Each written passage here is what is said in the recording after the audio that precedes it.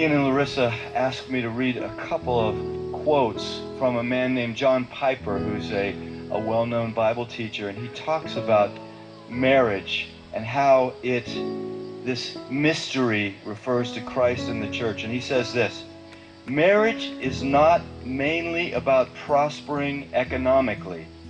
It is mainly about displaying the covenant-keeping love between Christ and his church.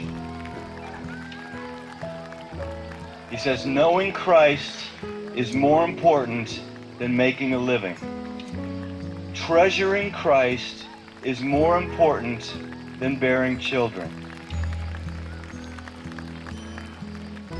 Either way, it is short. It may have many bright days, or it may be covered with clouds.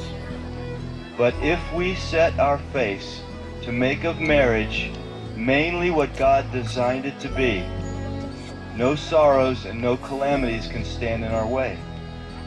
Every one of them will be not an obstacle to success, but a way to succeed.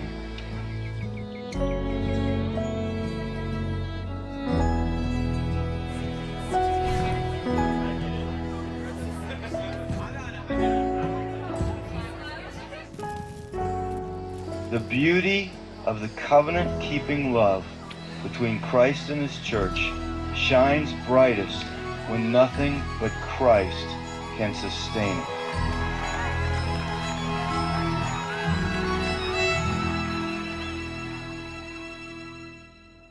Ian and I first met in 2005 at college and had a blast for 10 months getting to know each other. And I was looking through and I found one of my favorite pictures, which I think was actually taken right before his accident. He set up a camera on his tripod, and it's just a classic Ian face that to me sums up who he is.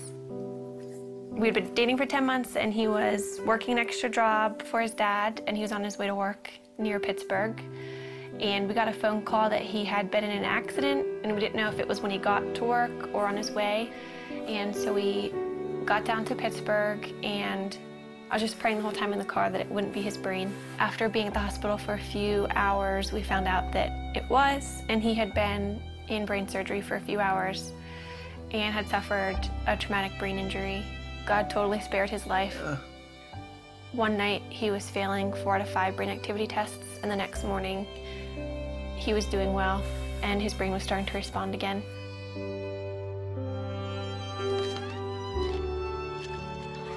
I moved in with his family after the accident, so I was really involved in his therapy and just did whatever I could to make his life fun. We'd go out on dates, and looking back, it's weird because he couldn't talk and he couldn't eat.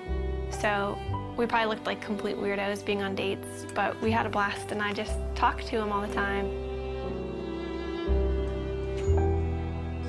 I knew that before Ian's accident, he was very serious about marriage and was ring shopping, so I knew where he was, and that helped me so much. After he couldn't talk, I knew that he loved me, and I knew where he wanted the relationship to go because we were dating very intentionally. We just prayed that marriage would someday happen and watched all of our friends get married and start having families. That was challenging, but we just tried to hold out hope that that would be us someday.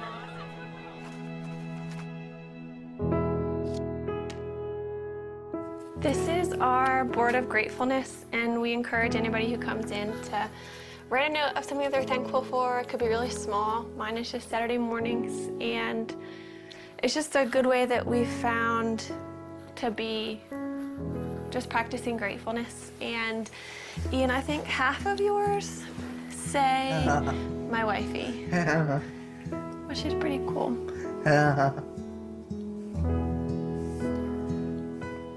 We decided that we couldn't really consider marriage as an option until Ian was able to communicate. But if he could communicate with me, then we could have a marriage, knowing it would be really different. But as long as Ian could talk to me, then we could make it work.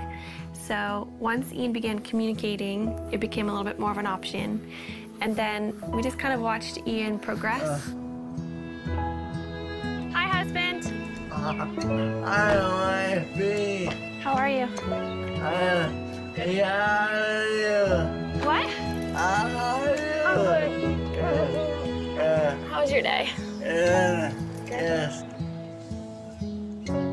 A conversation I had with his dad, it was one of those conversations where I realized this could happen. Then that August, his dad was diagnosed with brain cancer. And at that point, his dad's biggest concern was Ian and I, and whether or not we were going to get married or step away from our relationship. He wanted us to make a decision to move our lives in some direction. He passed away before he was able to see us get engaged, but that was a huge impetus in why we started to pursue engagement.